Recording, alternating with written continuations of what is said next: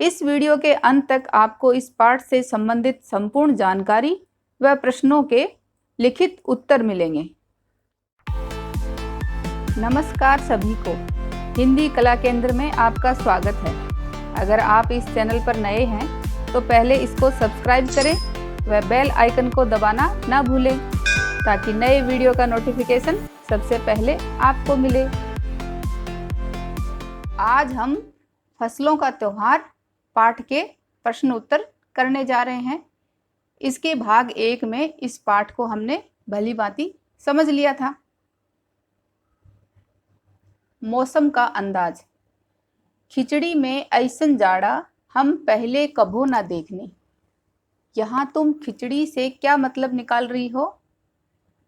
यहाँ खिचड़ी से मतलब खाने वाले पकवान से नहीं है। यहाँ खिचड़ी से मतलब एक त्योहार का नाम है जो जनवरी माह में आता है, जैसे मकर संक्रांति, पोंगल, लोहड़ी आदि। क्या कभी ऐसा हो सकता है कि सूरज बिल्कुल ही न निकले? अगर ऐसा होता तो क्या होता बताओ? सूरज बिल्कुल ही न निकले, ऐसा होना तो संभव नहीं। हाँ, ये हो सकता है कि सूरज कोहरा, बादल या प्रदूषण के कारण हमें न दिखे। अगर ऐसा होता है तो दिन में ही अंधेरा हो जाएगा। हमें बाहर निकलने, काम करने में मुश्किल होगी। रोशनी के लिए दिन में भी लाइट जलानी पड़ेगी। सूरज से मिलने वाली गर्मी और शक्ति नहीं मिलेगी। मौसम और अधिक ठंडा हो जाएगा। पेड़ पौधे मुरझाने लगेंगे। बाहर देखने से समय का अंदाज क्यों नहीं हो पा रहा था? बाहर देखने से समय का अंदाज नहीं हो रहा था क्योंकि अधिक ठंड के कारण चारों तरफ कोहरा फैला था। सर्दियों में कोहरे के कारण सूरज दिखाई नहीं देता। लोग सूर्य की स्थिति से समय का अंदाज लगाते हैं। जिनके पास घड़ी नहीं होती वे समय का अनुमान किस तरह से लगाते हैं? जिनके पास घड़ी नहीं होती है वे समय का अनुमान सूरज की स्थिति और दिशा देखकर लगाते हैं। रात के समय का अंदाज कुछ महत्वपूर्ण तारों जैसे सप्तऋषि की स्थिति के अनुसार करते हैं। तुम्हारी जुबान। आज ई लोग के उठे के नयके का, जा भाग के देख केरा के पत्ता आयल की ना। इन वाक्यों को अपने घर की भाषा में लिखो। अपने घर में जो भाषा बोली जाती है उसमें लिखो। जैसे इसका अर्थ है, आज इन लोगों को उठना नहीं है क्या? और जल्दी जाकर देखो कि केले के पत्ते आए या नहीं। भारत तेरे रंग अनेक। विविधता हमारे देश की पहचान है। फसलों का त्योहार हमारे देश के विविध रंग रूपों का एक उदाहरण है। नीचे विविधता के कुछ और उदाहरण दिए गए हैं। 5-5 बच्चों का समूह एक एक उदाहरण ले और उस पर जानकारी इकट्ठी करें। जानकारी में क्या क्या शामिल करना है? जैसे चित्र, फोटोग्राफ लगा दो। कहानी, कविता, सूचनापरक सामग्री के रूप में हो सकती है। हर समूह इस जानकारी को कक्षा में प्रस्तुत करो। किस पर करना है? जैसे भाषा, कपड़े, नया वर्ष, भोजन, लोक कला और लोक संगीत। जैसे भाषा, भारत में अनेक भाषाएं बोली जाती हैं, जैसे गुजराती, मराठी, बंगाली, गढ़वाली, तमिल, कन्नड़, पंजाबी, उड़िया, तेलुगु, असमिया, सिंधी, मलयालम, हिंदी इत्यादि। इसी तरह कपड़े, हर प्रांत के वेशभूषा में ज़्यादातर साड़ी, सूट, लहंगा, जो कि विवाह अवसर पर पहनने जाने वाला परिधान ही स्त्रियों द्वारा पहना जाता है। पुरुषों में धोती, कुर्ता, लुंगी, पजामा पहना जाता है। नया वर्ष, अलग अलग जगहों पर नया वर्ष मनाने का तरीका अलग अलग होता है। जैसे बैसाखी पंजाब में, उदागी आंध्र प्रदेश, विशु केरल और तमिलनाडु, गुड़ी पड़वा महाराष्ट्र में। इसी तरह आपके इलाके में अलग है तो उसको लिख सकते हो। भोजन, अलग अलग राज्यों में अलग अलग प्रकार के भोजन मिलते हैं, जैसे छोले भटूरे, राजमा, मक्के की रोटी व सरसों का साग पंजाब का, डोसा, इडली सांभर दक्षिण भारत का, खाकरा, बाखरवाड़ी, ढोकला, थेपला गुजरात, रोगन जोश, रिश्ता, दम आलू, वाजवान ये कश्मीर के।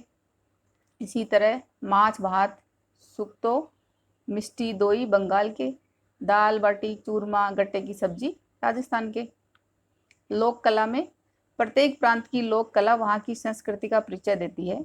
जैसे मधुबनी बिहार की, चित्तर दक्षिण भारत की, तंजावुर तमिलनाडु, थंगत तिब्बत की, पात चित्र उड़ीसा, पिछवई तथा फड़ राजस्थान, बाटिक दक्षिण भारत तथा बंगाल। इसी तरह लोक संगीत में अलग भाषा और संस्कृति होने से लोक संगीत भी अलग होता है। भारत के लोक संगीत में अलग अलग प्रांतों की लोकगीतों की व्यापक परंपरा चली आ रही है। सारंग, दुर्गा, सोरठ, पिल्लू इत्यादि राग लोकगीत लोक संगीत का मुख्य हिस्सा है। कजरी, सावन, चेता बनारस, मिर्जापुर उत्तर प्रदेश तथा पूर्वी और बिहार के पश्चिमी जिले। सोहनी महिवाल, हीरा रांझा पंजाब के, ढोला मारू राजस्थान के, विदेशिया बिहार का, आला बुंदेलखंडी, गरबा गुजरात, रशिया ब्रज।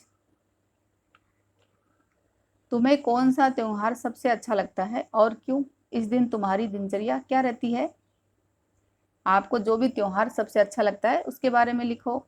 जैसे मुझे दिवाली का त्यौहार सबसे अच्छा लगता है क्योंकि इसकी तैयारी कई दिन पहले से शुरू हो जाती है, जिसमें हम घर को साफ करके सजाते हैं, बाजार सज जाते हैं, हर तरफ रौनक होती है। इस दिन हमारी दिनचर्या कैसी होती है? इस दिन हमारा दिन सुबह नहाने धोने से शुरू होता है। घर पर सभी लोग मेहमानों का स्वागत करते हैं, मिलकर दावत बनाते हैं, हम खूब खेलते हैं, मिठाइयाँ खिलौने और पतासे खाते हैं। शाम को लक्ष्मी माता की पूजा करते हैं, दोस्तों व पड़ोसियों को मिठाई बांटते हैं, पटाखे व फुलझड़ी चलाते हैं, बड़ा मजा आता है। अन्न के बारे में, अन्न यानी अनाज के बारे में। फसल के त्योहार पर तिल का बहुत महत्व है। तिल का किन किन रूपों में इस्तेमाल किया जाता है पता करो। फसल के त्योहार पर तिल का बहुत महत्व होता है। तिल साबुत ही थोड़ा भूनकर लड्डू, रेवड़ियों व तिलपट्टी आदि में खाया जाता है। इसमें औषधीय गुण भी होते हैं। ये शरीर में उपस्थित जीवाणुओं और कीटाणुओं का नाश करता है और शरीर को गर्म रखता है क्योंकि उस समय बाहर ठंडी होती है, ठंडा मौसम। तिल को पीसकर चटनी में भी प्रयोग किया जाता है। तिल से तेल भी निकाला जाता है जिसका प्रयोग खाने और दवाइयों के रूप में किया जाता है। तुम जानती हो कि तिल से तेल बनता है? हाँ, हमें पता है, जानते हैं। और किन चीज़ों से तेल बनता है और कैसे? हो सके तो तेल की दुकान में जाकर पूछो।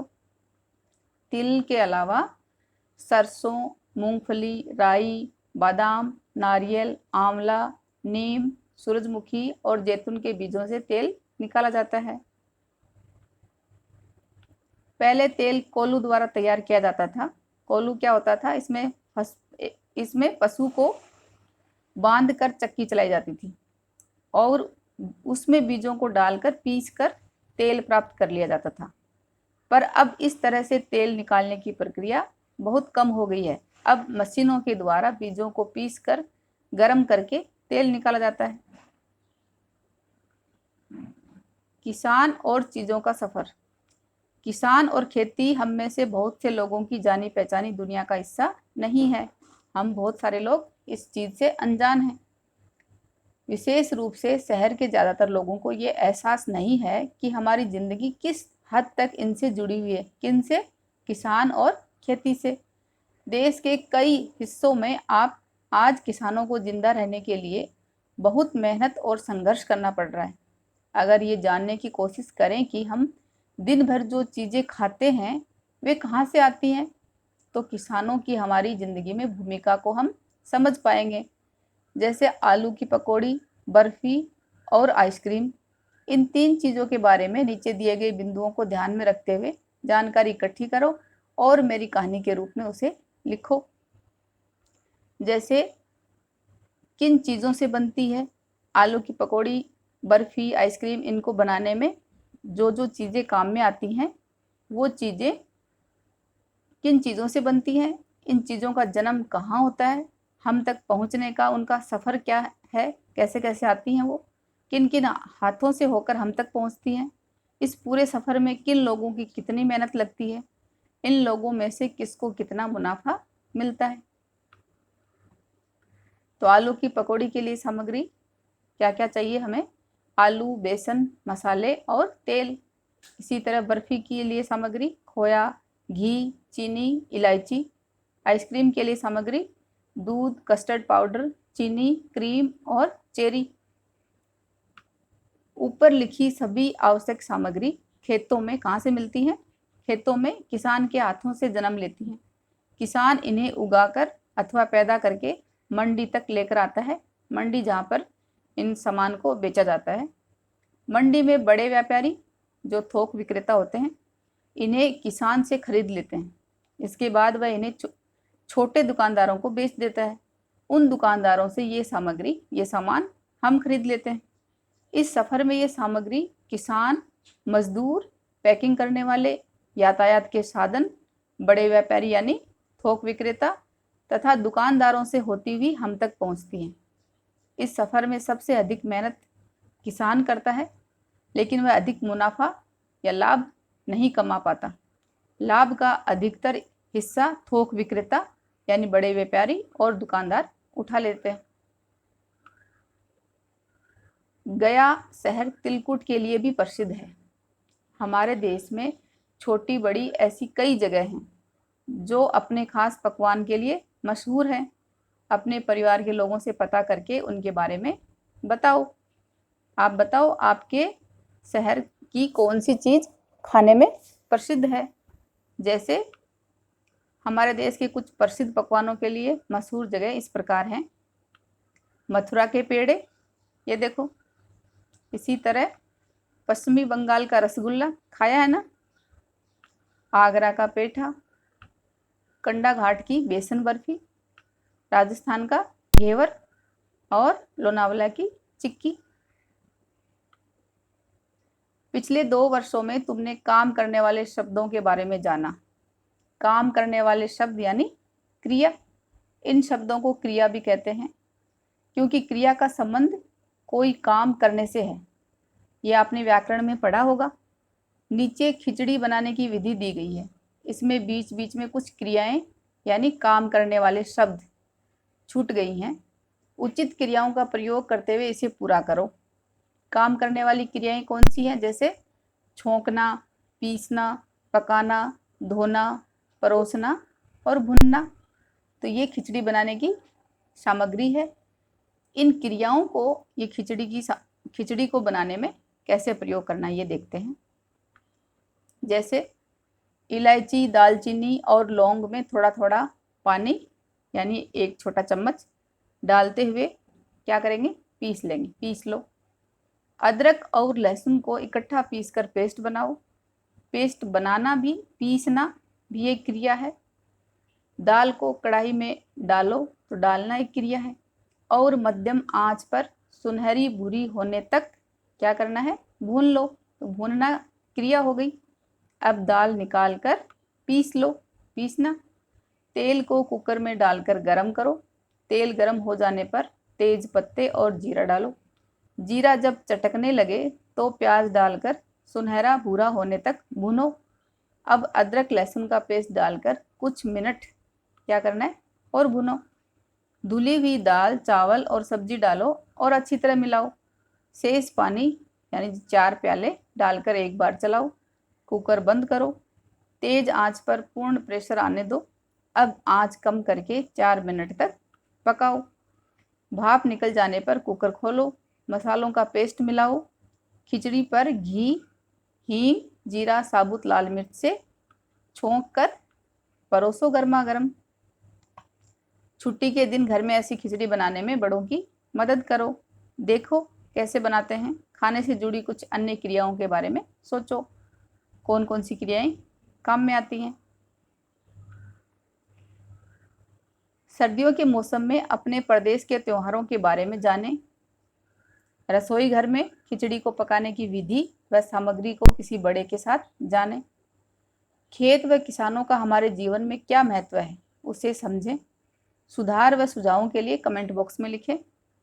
अगर हमारे वीडियो बन ही रहे हैं आपके फेवरेट, तो फिर क्यों ना करें इनको लाइक, सब्सक्राइब और रिकमेंड।